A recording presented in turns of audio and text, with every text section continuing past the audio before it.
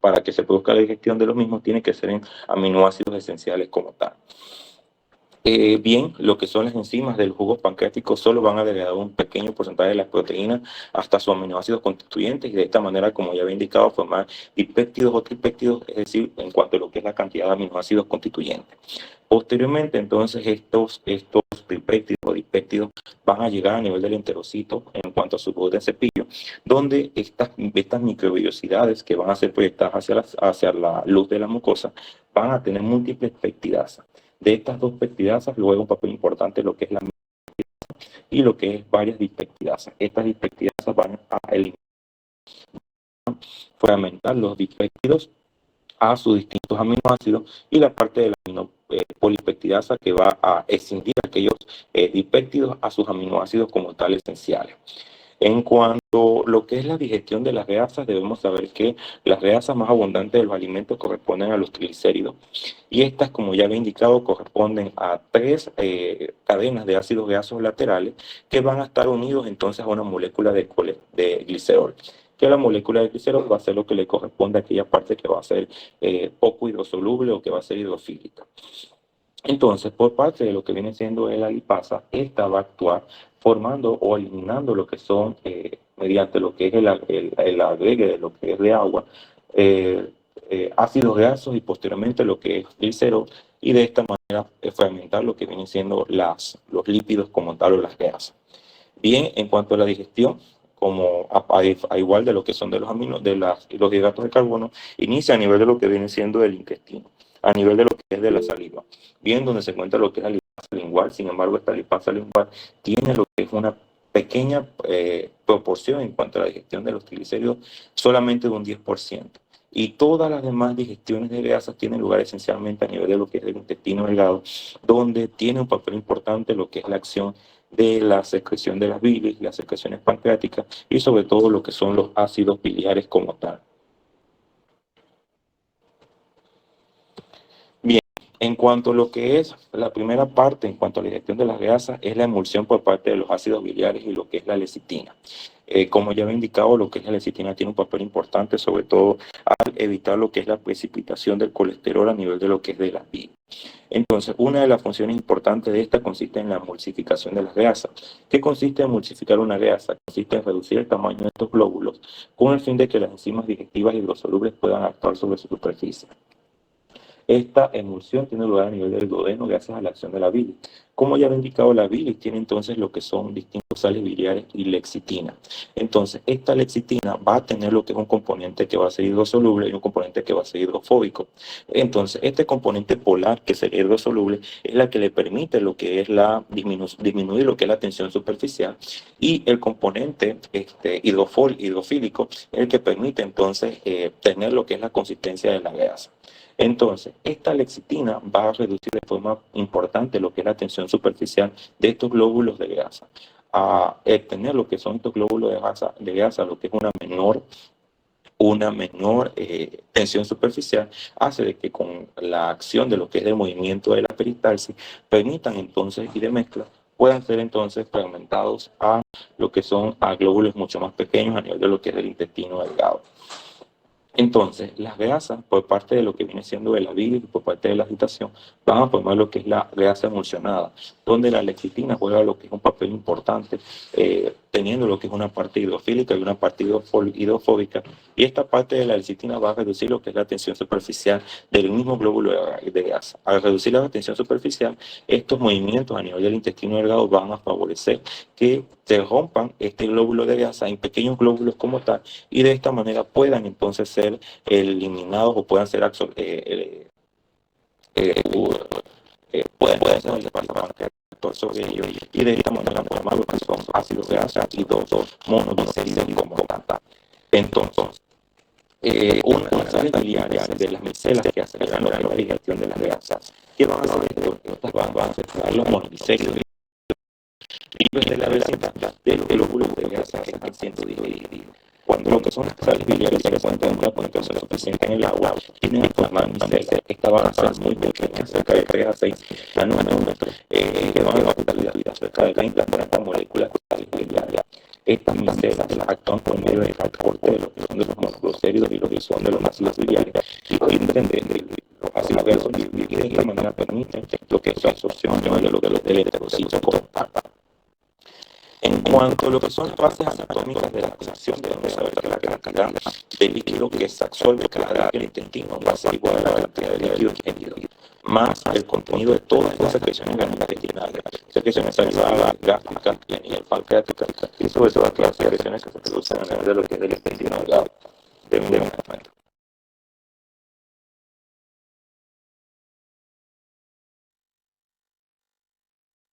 Entonces, la parte de que, salvo 1.5 litros, el resto de líquidos se absorbe en el intestino delgado, solo queda 1.5 litros diarios que atraviesan los válvulas en dirección al colon.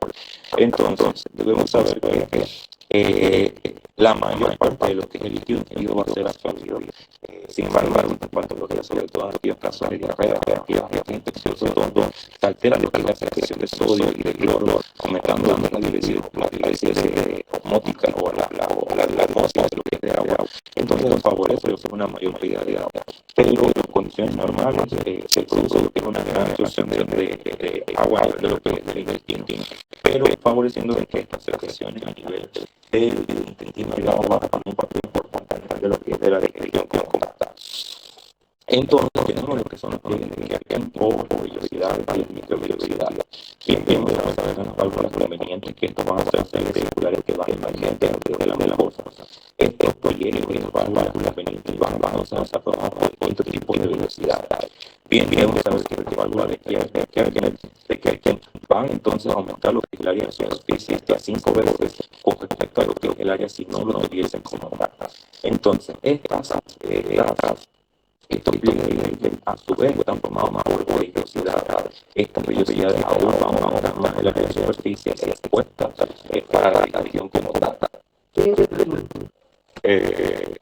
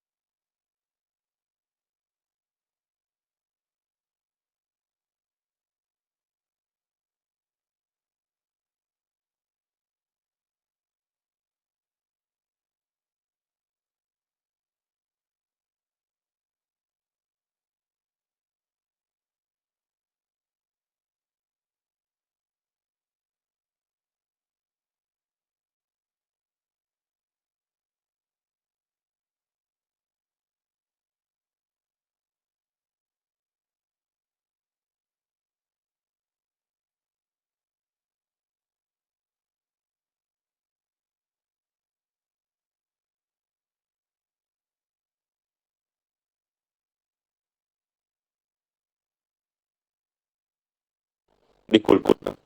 Entonces, estas válvulas de Kerken van recubiertas de lo que son distintos tipos de vellosidades, en donde estas vellosidades van a estar compuestas a su vez de más de 1000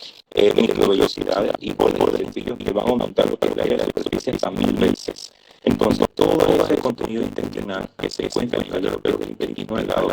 va entonces estar en exposición de cada una de estas vellosidades y cada una de estas superficies dice que podemos aumentar lo que es el área del área de la nuca hasta cerca de los 150 metros cuadrados. Debemos de saber que son esas válvulas que van entonces a aumentar de lo que es de la parte del intestino delgado, pero a medida que esto se prolonga a nivel de planta, van entonces a disminuir como lo que es la y un papel importante es la misma consiste entonces en que aumentar el área de superficie y al el área de superficie hacia tener mayor cantidad de agua a lo que son los tipos enterocitos y por lo tanto entonces a la absorción de nutrientes y a la generación como tal de sustancias y de glúteos. En cuanto a lo que es parte de la organización de lo que es una biosidad, ya había mencionado con respecto a lo que son las la mayor parte de lo que viene siendo de la absorción de nutrientes tiene parte de los ciclos de las células epiteliales. Sin embargo, cerca del 80% de esta sangre va a pasar mediante corriente, sin pasar incluso sin tocar lo que es la parte apical que viene siendo de estas vellosidades. Entonces, esa es la parte que le explicaba, de que una disminución de flujo sanguíneo va a afectar de manera rápida lo que viene siendo estas vellosidades. Estas vellosidades, de tal manera que puede entonces producir tipo de propio al intestino, sabiendo de que las células a nivel de lo que son de los neutrinos van a tener células epiteliales, que entonces van a ir comenzando a madurar y va a avanzar la regeneración a nivel de lo que es el epitelio como tal intestinal. Este es parte de lo que había mencionado, las mismas vellosidades como tal tienen, además de ser una velocidad, tienen un volumen sencillo. Este volumen sencillo va a aumentar la área de absorción de contacto con las sustancias y de esta manera entonces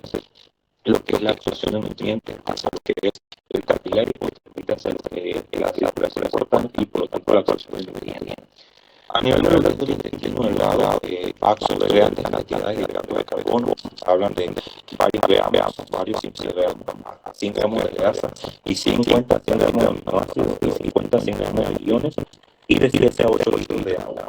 Y tenemos que en cuanto a lo que es la capacidad máxima, dice que estos pueden tener una absorción hasta varios kilogramos de hidratos de carbono, pueden ser hasta más de 500 gramos de grasa y de 570 gramos de proteínas y 20 litros de agua o alma al día. Sin embargo, esto es parte del intestino delgado, el intestino grueso suele entonces absorber más agua y iones, pero este suele absorber muy poco nutriente y eso es todo un papel importante a nivel de lo que es de la formación de la piel, sobre todo a nivel de lo que es la formación del moco, peso y corporal. Entonces, la absorción osmótica del agua, bien, el agua se va a comportar mediante lo que es una osmosis, dependiendo de lo que es de la difusión, de parte de lo que es de difusión, y esto va a ser dependiendo principalmente de la velocidad de la química.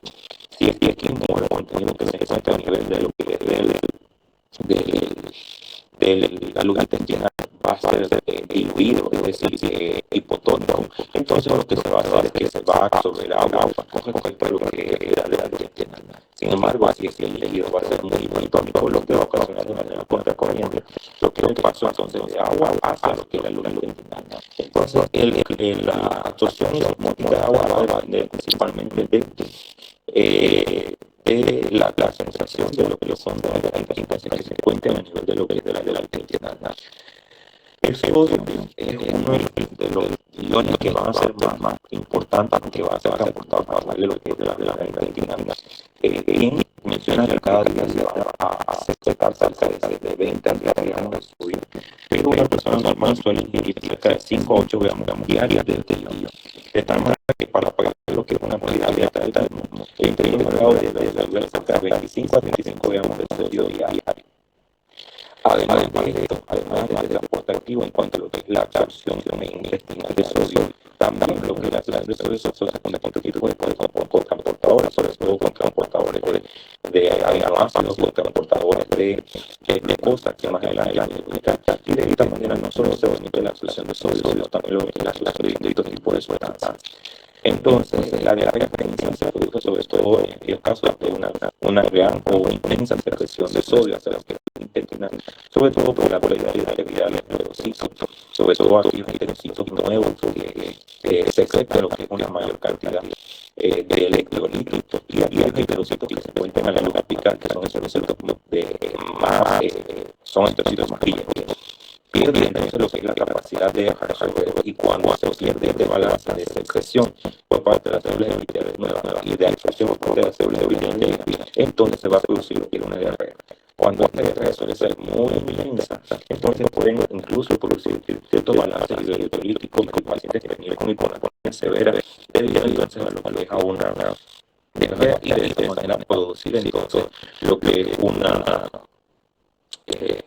hasta los hipovolemia y muerte en algunos pacientes con plata. Entonces, esa diarrea creo que es una muy importante que debemos llevarlo con respecto a la absorción de distintos electrolitos a nivel de lo que viene siendo de electrolitos y sustancias a nivel de lo que es del intestino delgado principalmente. Entonces, el sodio se va a hacer absorbido por distintos tipos de transportadores, aparte del transportador de aminoácidos, el transportador de glucosa, y también entonces va a tener un papel importante en cuanto a lo que es la secreción de iones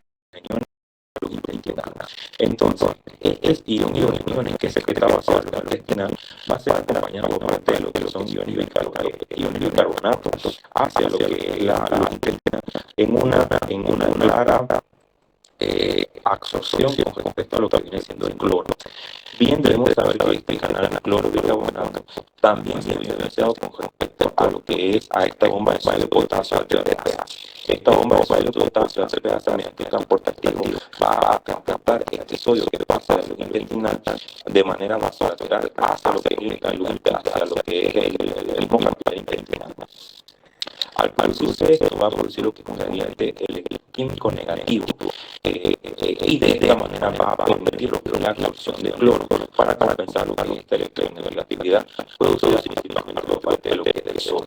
Entonces, el sodio y el cloro se va a hacer secundario a lo que es la electronegatividad que se produce por el sodio, que va a ser entonces generado debido a lo que es esta bomba de sodio potasio ATPase y la absorción que va a ser producto de lo que son distintos contraportadores presentes a lo largo de toda la luz intestinal. Entonces,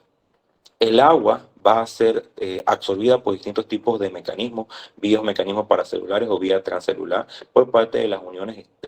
a nivel de los que son de las células, uniones estrechas. Estas uniones a nivel de lo que es el intestino delgado suelen ser bastante o no suelen ser tan unidas con respecto a aquellas del intestino grueso, y de esa manera permiten lo que es una mayor absorción por vía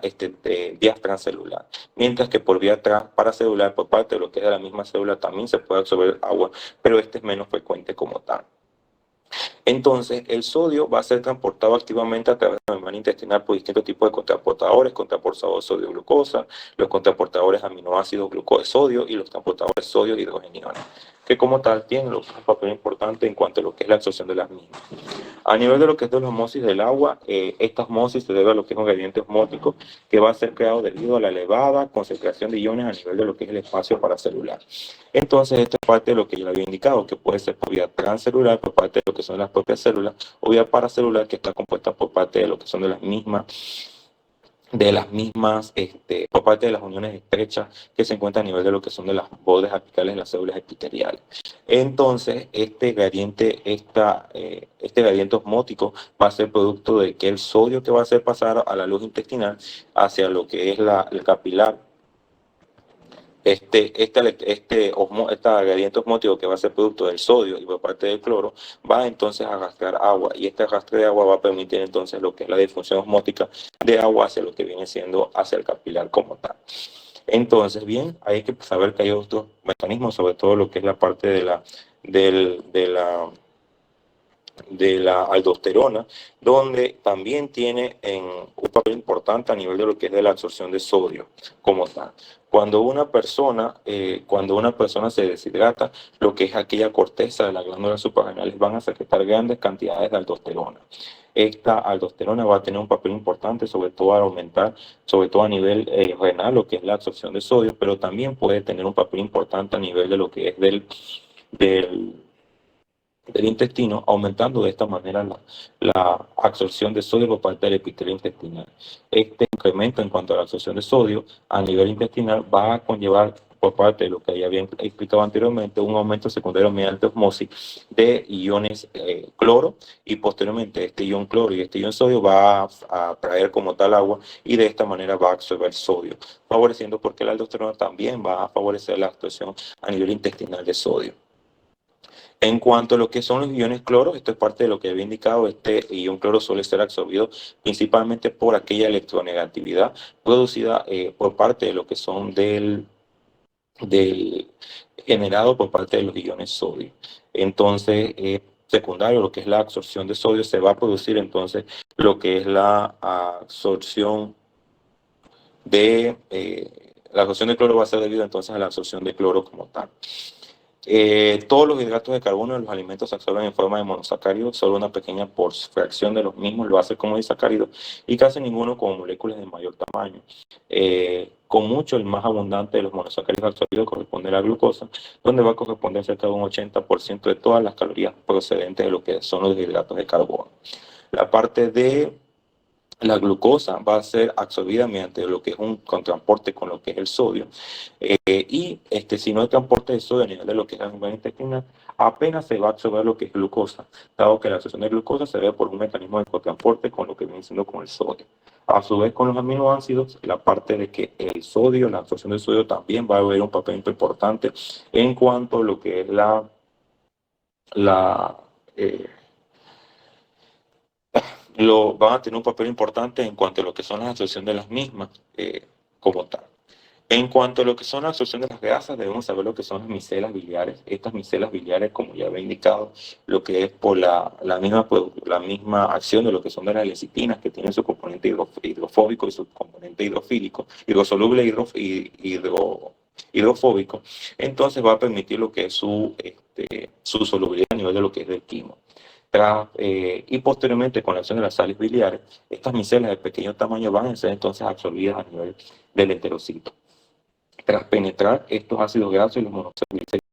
por el retículo endoplásmico, entonces se van a ser utilizados para formar lo que viene siendo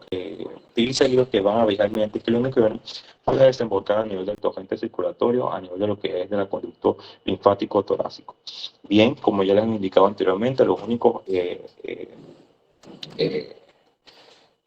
alimentos o productos alimenticios que evaden lo que es la circulación portal, los nutrientes absorbidos van a ser lo que son los lípidos, van a pasar a los ganglios linfáticos regionales y posteriormente al conducto torácico que va a desembocar entonces a nivel de lo que es la vena cava.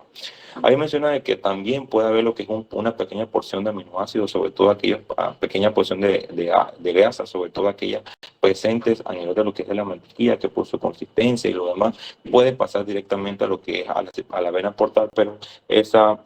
intensidad es bastante pequeña y poco representativa como tal.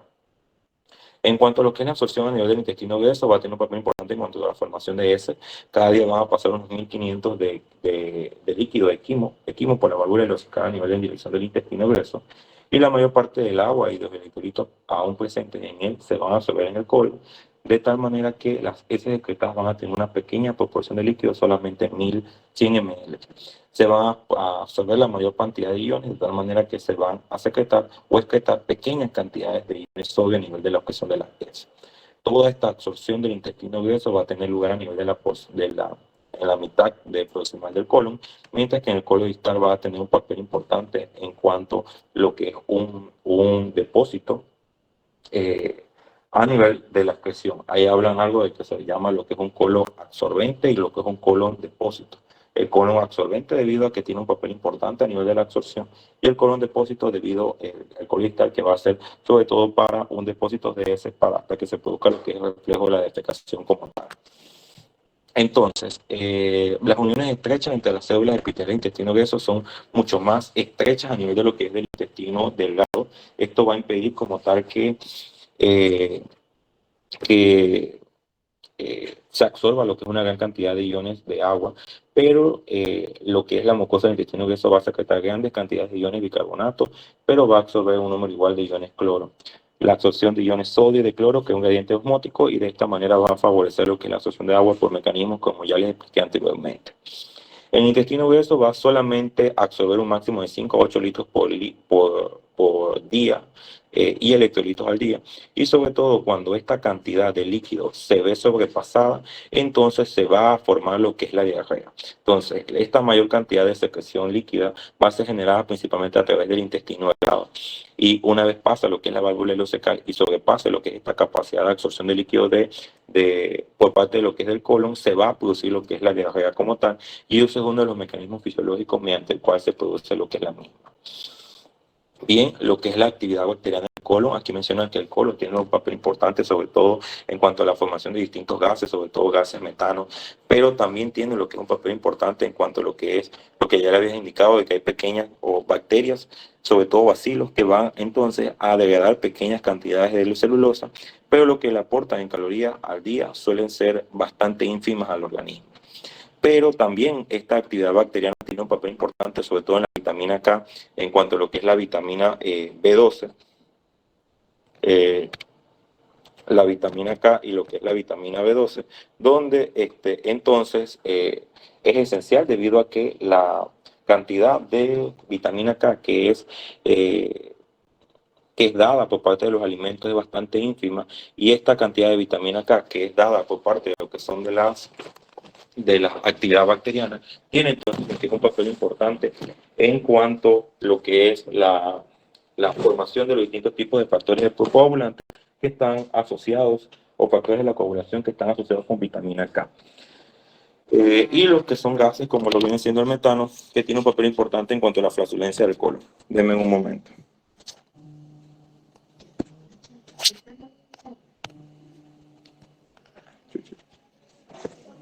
Yo se los realizo todos.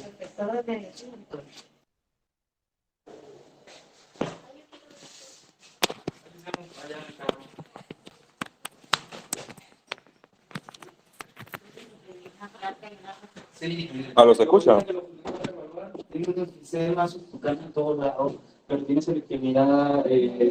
¿Aló, se escucha?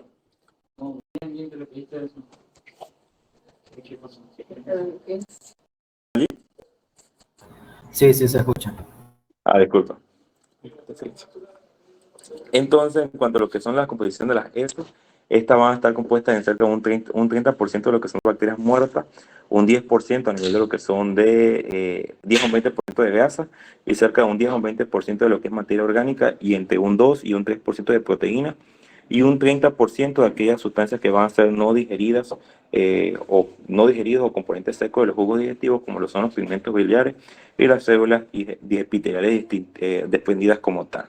Entonces, en cuanto a aquellos trastornos asociados con la fisiología gastrointestinal, bien podemos iniciar con respecto a lo que es la disfagia. Bien, aquella disfagia va a ser aquella dificultad para aplazar o desplazar alimentos, ya sea sólido o líquido, a través de la boca hacia la faringe y el esófago. La disfagia va a ser producida por distintos mecanismos, por obstrucción mecánica o mediante lo que es una disfunción motora como tal. En cuanto a lo que son las causas mecánicas, se encuentra lo que es la disfagia por causas luminales, como lo son bolo alimenticio grande, cuerpos extraños o extrínsecas al esófago, sobre todo mediante estenosis, tumores, o extrínsecas del esófago, como lo son tumoraciones mediastínicas o compresión medular. En cuanto a lo que es la función motora, como ya les indiqué, la parte de la inervación parasimpática, que está dada principalmente por los nervios vagos y lo que son de los nervios glosofaringeos, que lo que es la afectación de estos gérmenes, eh, nervios van a afectar lo que es la función de glutoria como tal, y distintos trastornos musculares tales como lo son la poliomielitis o dermatomiositis, que pueden afectar como tal lo que es la afectación de las mismas. Entonces, lo que es la disfagia va a corresponder a una disfagia bucofaringea, que va a ser principalmente lo que es una disfagia de tipo primaria. Y bien, tenemos lo que es una disfagia de tipo esofágica, que principalmente va a ser de tipo secundaria. Eh, Disculpen, la bucofaringea va a ser la secundaria y lo que es la esofágica va a ser lo que es la primaria. Una vez tenemos lo que es la disfagia bucofaringea, que es aquella disfagia que sobre todo al inicio de lo que es el bolo alimenticio, cuando va a haber lo que es una dificultad en cuanto a lo que es el paso del bolo alimenticio de la faringe hacia el estómago, hacia el esófago, sobre todo por la falta de afectación en cuanto a la elevación del paladar, la parte de la dificultad en cuanto a lo que es el acercamiento a nivel de los pliegues palatofaringios, que entonces esto va a afectar lo que es o el inicio de lo que es de la dilución de su parte voluntaria a su parte involuntaria, como fueron las clases iniciales que expliqué. Entonces hay una parte estructural, sobre todo a nivel de los divertículos de Zenker. Bien, debemos saber que el esófago está formado por las capas circulares y longitudinales, pero en lo que es en la parte posterior se pierde lo que es, o hay una pequeña porción donde no tiene disposición de capas circulares, no tiene lo que es disposición longitudinal, y de esta manera predispone a una evaginación de la mucosa y forma lo que son los divertículos de Zenker. También pueden corresponder a neoplasia, sobre todo neoplasia de cabeza y cuello, membranas cervicales, anomalías congénitas, radiaciones o lesiones o infecciones. Bien, puede ser con respecto a la misma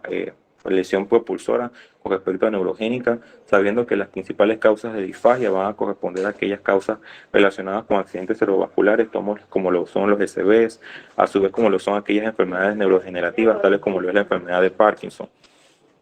Entonces, lo que es la miógena, que está producida principalmente por aquellas trastornos musculares, tales como son miastenia gravis, aquellos trastornos con respecto a afectaciones de tipo de tipo reumatológica, sobre todo lo que es la enfermedad mixta del tejido conjuntivo o aquellos síndromes paraneoplásicos. Entonces, una vez nos encontremos con una disfagia esofágica, debemos saber que si nos encontramos ante una disfagia sólido o lo que es una disfagia y líquido, o bien lo que es una disfagia solamente a sólido. Bien, una vez nos encontremos con una disfagia solamente o progresiva, de que es de sólidos a líquidos, debemos considerar lo que viene siendo distintos trastornos de obstrucción mecánica, sobre todo cánceres a nivel de lo que es del esófago, trastornos o como son los anillos de quistasis, membranas esofágicas, neoplasia, que es lo principal que debemos buscar en estos pacientes. Lo que es la parte de esofagitis, sobre todo esofagitis eosinofílica, y la parte propulsora, que entonces entrarían los mecanismos o los trastornos primarios de motores del esófago. Entonces, aquellos trastornos motores del esófago van a ser aquellos donde va a corresponder un grupo diverso de diagnósticos definidos por un patrón alterado en cuanto al vigor de las contracciones y van a tener lo que es una disfunción del esfínter, bien a nivel de lo que es el esfínter esofágico inferior como tal. Los síntomas de estos pacientes suelen ser disfagia o dolor clásico, pero también pueden tener lo que es acidez estomacal, regurgitación, una sensación de globo. Generalmente estos pacientes indican de que toleran lo que son los alimentos, pero una vez se encuentran a nivel de lo que es del esófago, sienten como si algo se hubiese atorado a nivel del mismo. Entonces, los trastornos motores esofágicos se van a dividir según lo que es la presión de relajación integrada en aquellas anomalías del flujo de la unión esofagogástrica que van a tener una presión de relajación integrada mediano elevada, o aquellos trastornos peristálticos donde como tal van a tener lo que es una presión de relajación integrada normal. Bien, esto es parte de lo que es de la clasificación de los mismos. Debemos saber que el diagnóstico de aquellos trastornos motores primarios del esófago va a corresponder principalmente a lo que son los trastornos a nivel de la deglución, a nivel de lo que es de la manometría esofágica de alta resolución, que va a permitir entonces lo que es la absorción. Deme un momento.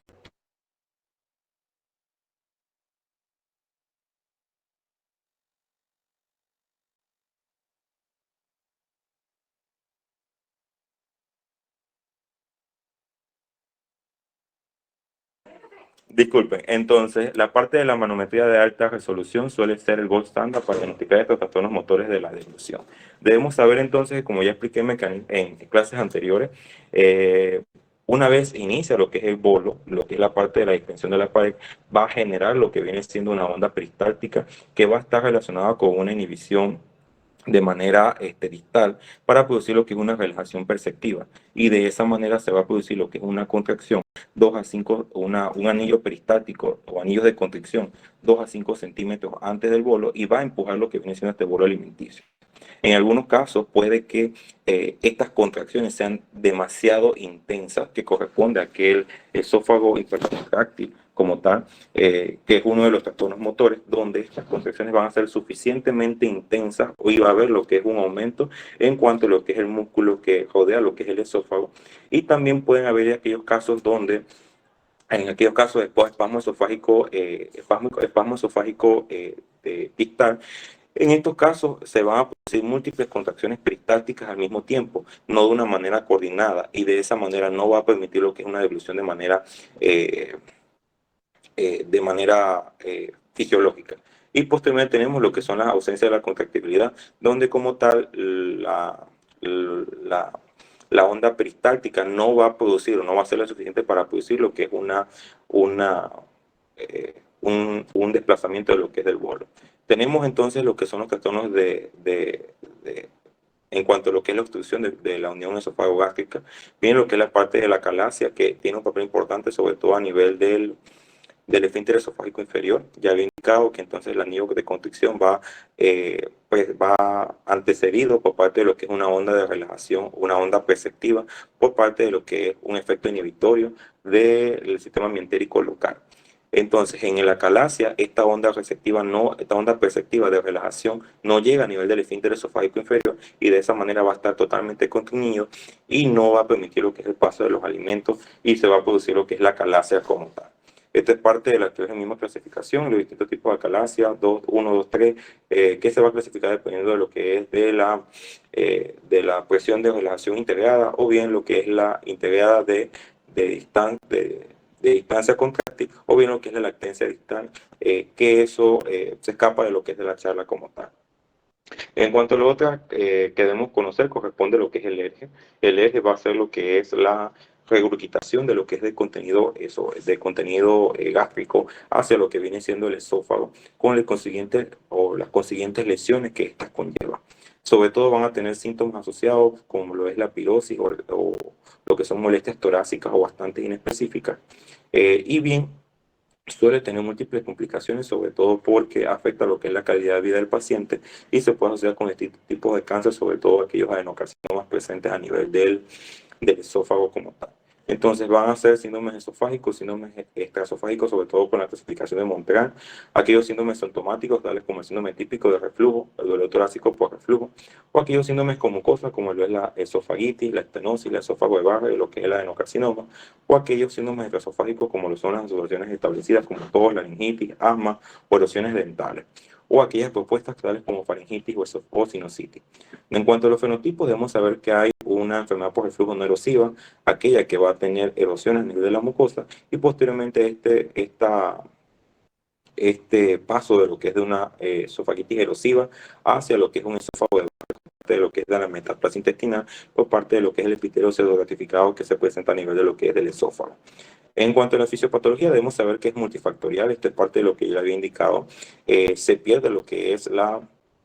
eh, el principal mecanismo fisiológico consiste en aquellas relajaciones transitorias del esfínter esofágico inferior, es decir, va a permitirse lo que es la relajación del esfínter y de esta manera al relajarse va a permitir entonces lo que es el paso del contenido alimenticio hacia lo que viene siendo el esófago como tal. Entonces van a estar compuestos por distintos tipos de factores, tales como lo son los componentes de lo que es un material gástrico. Bien, debemos saber que hay una barrera antirreflujo a nivel de lo que es de la unión esofagogástrica. Este va a ser producto de lo que es del esfínter esofágico inferior y por parte de lo que es del mismo cura diafragmática o del músculo diafragmático. Lo que es la contracción simultánea de ambos tienen entonces un efecto importante al impedir lo que es el reflujo. Pero cuando se pierde esta acción conjunta o sinérgica de tanto el esfínter esofágico inferior como con la cura diafragmática, como en el caso de aquellas hernias diatales, van a favorecer lo que es el paso del contenido estomacal hacia lo que viene siendo hacia el estómago y posteriormente todos los síntomas como tal. La parte de la barrera antirreflujo, lo que son aquellos factores gástricos relacionados con el retraso en el vaciamiento gástrico, que esta va a producir un aumento en la presión intragástrica y de esta manera lo que es una secreción ácida gástrica y de pepsina no es relevante, incluso puede estar disminuida como tal. Aquellos trastornos motores del esófago, sobre todo aquellos cuando hay una motilidad esofágica inefectiva, es decir, cuando no se produce lo que es la contracción como tal o onda peristáltica, y sobre todo con la saliva relacionado con el ion bicarbonato, sabiendo de que este moco o lo que esta saliva contiene, lo que es una gran cantidad de iones de tipo bicarbonato, donde va a estar disminuida en aquellos pacientes que tienen hernia. En cuanto a los mecanismos de defensa de la mucosa esofágica, debemos saber que hay mecanismos de defensa y hay mecanismos como tales eh, nocivos hacia lo que es la misma mucosa. Y esto va a explicar lo que es la mayor parte de aquellos trastornos, sobre todo aquellos relacionados con gastritis o aquellos relacionados con enfermedad ulceropéptica como tal. Entonces debemos saber que, como ya había indicado, las células mucosas de las células mucosas superficiales presentes, lo que son las células oxínticas, van a secretar como tal. Este moco va a generar lo que es una capa bastante grande, cerca de 1 milímetro, para que va a impedir lo que es la acción de los ácidos gástricos. En aquellos casos,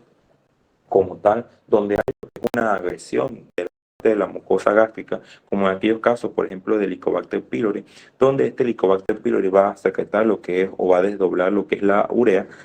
para de esta manera disminuir o aumentar lo que es el pH a nivel de la misma mucosa gástrica. Este aumento del pH a nivel de la mucosa gástrica va a disminuir lo que viene siendo la acción de lo que es del moco y de esta manera va a exponer lo que es la mucosa la mucosa gástrica a la acción del ácido gástrico secretado en otras regiones. Entonces, de esta manera va a producir lo que es un insulto progresivo a nivel de lo que es de la célula gástrica y posteriormente lo que es el desarrollo tanto de una gastritis y posteriormente con el tiempo lo que es una gastritis atrófica donde ya no se va a secretar ácido y posteriormente lo que es ácido por parte de lo que son de las células principales, las células parietales y lo que es factor intrínseco. Entonces también debemos saber que hay ciertos factores, sobre todo lo que es el AINE, que va a perder este efecto protector, sobre todo con la parte de las prostaglandinas que tienen un papel importante en cuanto a la protección gástrica como tal. Estas úlceras pépticas van a ser defectos de la mucosa gástrica duodenal que se van a extender a través de la mucosa, de lo que es de la muscular y mucosa a nivel de las células gástricas. Y se desarrollan y persisten en función de la actividad acidopéctica del jugo gástrico. Y sigue siendo una causa importante de mortalidad a nivel de los costos de atención médica. Bien, debemos saber que para que se produzca lo que es una enfermedad úlcera péptica, debe entonces haber un desequilibrio a través de los factores protectores y los factores nocivos como tal. En cuanto a la eficacia de los mecanismos protectores, son aquellos que van a gobernar la función y reparación de la mucosa gástrica, parte de lo que ya había indicado a nivel de lo que es de la secreción de este moco que contiene además bicarbonato y va a actuar como un efecto neutralizante y evita lo que son las escoriaciones producto de los alimentos y lo que es la misma acción del jugo gástrico hacia lo que es la misma mucosa. A su vez se va a producir lo que es una inhibición de lo que es el COX-1, COX-2, que esta va a producir disminución de la prostaglandina y por lo tanto lo que es una erosión de la mucosa gástrica. Sobre todo se va a producir lo que es una hipersecreción de ácido gástrico que va a estar mayor a nivel de lo que son de las úlceras, un efecto importante a nivel de lo que son las úlceras duodenales y lo que es debido a que esta hipersecreción de ácido gástrico va a generar un químico demasiado ácido que va a llegar al intestino delgado y de esta manera va a producir lo que es la presencia de úlceras a nivel duodenal y lo que es la Helicobacter pylori que va a desarrollar pangastritis y va a disminuir lo que es la secreción de ácido gástrico. Va a primero a aumentarla y posteriormente, después de que la aumenta, va a disminuirla al generar lo que es una gastritis atrófica como tal. Entonces, primero la aumenta, sobre todo como tal, y posteriormente con el tiempo al generar lo que es una gastritis atrófica por la misma acción del jugo gástrico a nivel de la mucosa, va a producir entonces lo que es la secreción, disminuir la secreción de ácido gástrico como tal. Entonces, el Helicobacter pylori tiene lo que es un papel importante a nivel de lo que son de las úlceras gástricas y las úlceras duodenales. El Helicobacter pylori va a secretar ureasa, este va a disminuir lo que es el pH y va a favorecer lo que es la acción de lo que viene siendo de los ácidos gástricos sobre lo que es la mucosa y lo que es el Helicobacter pylori inhibe lo que es la somatostatina y el inhibir la somatostatina va a aumentar lo que es la secreción de gastrina como tal. Bien, lo que es el deterioro en cuanto a la secreción de bicarbonato duodenal, esto va a desarrollar sobre todo a que haya lo que es un mayor insulto de la mucosa duodenal con respecto a lo que son el quimoácido como tal. Bien, esto corresponde a algunas localizaciones correspondientes a lo que es las úlceras, las principales causas, sobre todo a un elevado contenido de ácido y lo que es de pectina, sobre todo lo que es la irritación en aquellos pacientes que tienen una irrigación insuficiente o sobre todo cuando se produce lo que es una escasa producción de moco y en aquellos casos que haya infección por Helicobacter pylori por los mecanismos ya explicados. En cuanto a lo que es la colitiasis, es parte de lo que ya le había explicado, donde la bilis es secretada por parte de los hepatocitos y posteriormente van hacia los canalículos biliares, los tabiques enterobulliares y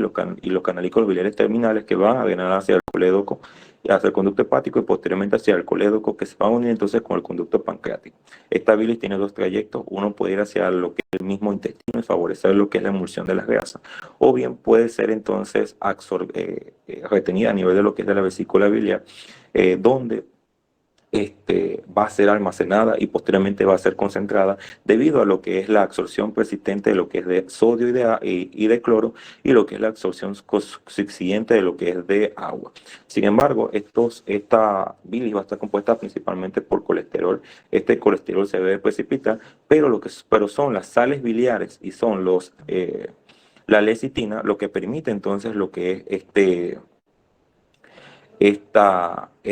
esta falta de precipitación de lo que son de este colesterol, pero con el tiempo, sobre todo cuando aumenta lo que es la cantidad de colesterol, se va a precipitar y va a formar lo que son la colitiasis como tal, o lo que es el desarrollo de piedra a nivel de la vesícula, y entonces este desarrollo de piedra a nivel de la vesícula puede desencadenar distintos tipos de procesos, tales como el caso de colecistitis, tales como el caso de colitiasis, cuando obstruye lo que es el conducto colédoco y posteriormente lo que es el caso de pancreatitis que más adelante voy a explicar. A nivel de lo que es la colecistitis aguda, bien, debemos saber que esta va a ser aguda o crónica dependiendo del tiempo de evolución. Sin embargo, la clínica va a ser sobre todo un cuadro a nivel del cuadrante superior derecho, fiebre y leucocitosis, asociado con una inflamación de la vesícula biliar. En cuanto a la colititis crónica, es aquella que va a ser vista mediante lo que es a nivel histológico, mediante lo que es una infiltración crónica de células inflamatorias. Bien, en cuanto a lo que es la colitis aguda, suele ser una complicación, sobre todo debido al desarrollo de cálculos biliares. Y la mayor parte de estos pacientes que tienen colelitiasis van a ser asintomáticos, pero algunos van entonces a desarrollar sobre todo causas o complicaciones tales como la pancreatitis, tales como son los cólicos biliares como tal. Entonces, en una colecistitis calcular aguda, ocurre en el contexto de lo que es una obstrucción del conducto cístico, como ya les había explicado. Sin embargo,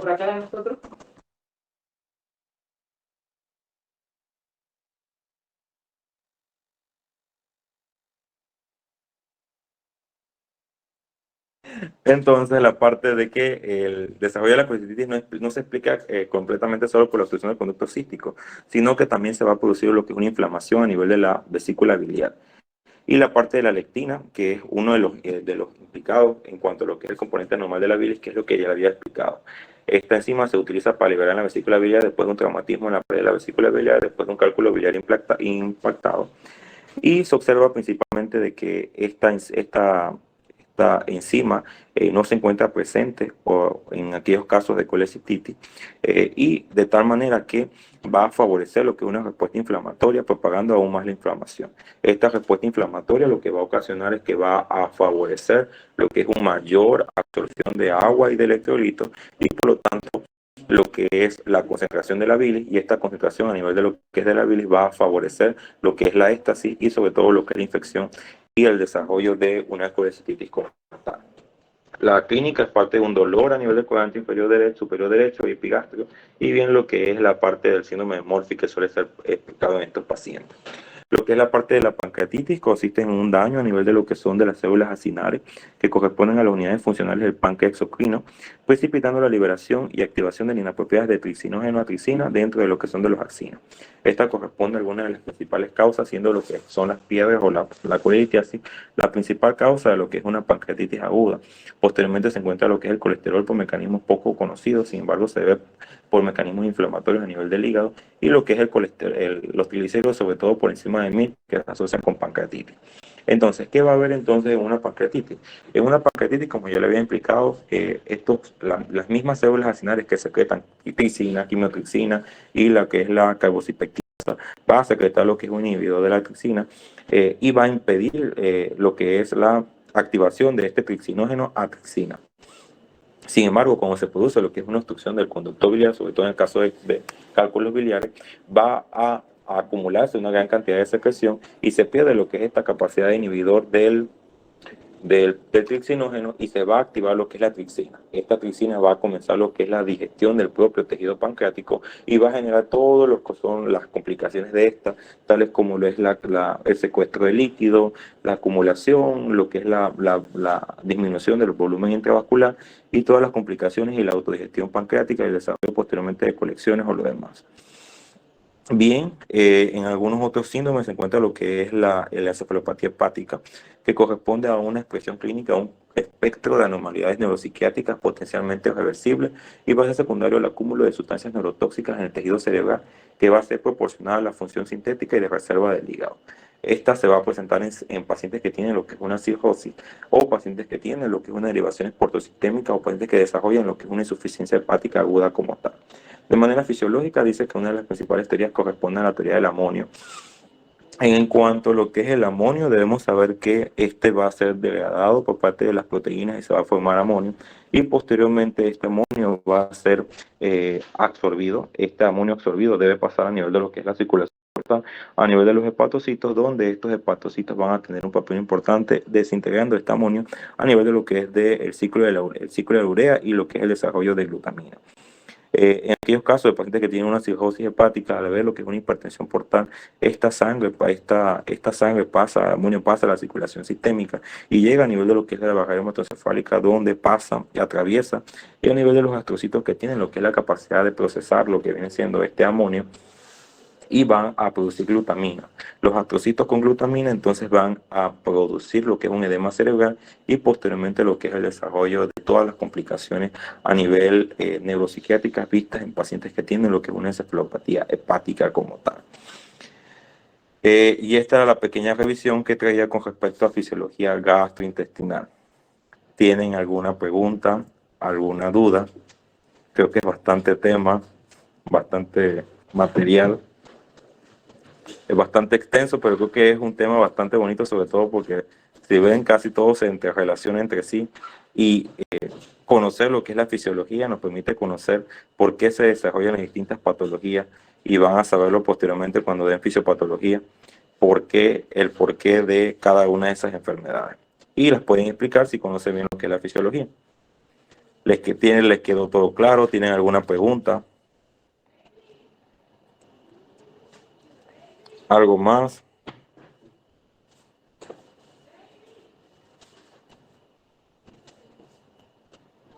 ¿Todo bien? ¿Están listos para el quiz? ¿Se durmieron? No, aquí estamos. Aquí estamos, doctor. Bueno, el sábado creo que le voy a dar su otra clase. En este sábado va a haber el quiz con respecto a los capítulos de fisiología gastrointestinal y se inicia lo que es los temas de metabolismo, que son 3 clases más, que se iniciaría este sábado y se termina lo que es martes y miércoles de la siguiente semana. ¿Alguna pregunta? ¿A qué hora sería? Doctor, A las 9 siempre. Sí, de 9 a 11. Ujú. Y bueno, estudien para el quiz. doctor, una pregunta. Era para saber si usted podría facilitarnos las diapositivas. Son las mismas del libro, así que si leen bien del libro tienen las diapositivas porque todo se fundamentó en el libro. Todo está en el libro. No saqué nada Perfecto. fuera del libro, porque el doctor me dijo que todo tenía que ser del libro. Así que no saqué nada fuera del libro.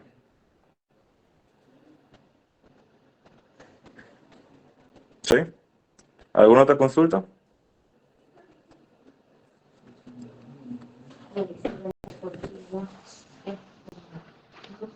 ¿Alguna otra consulta?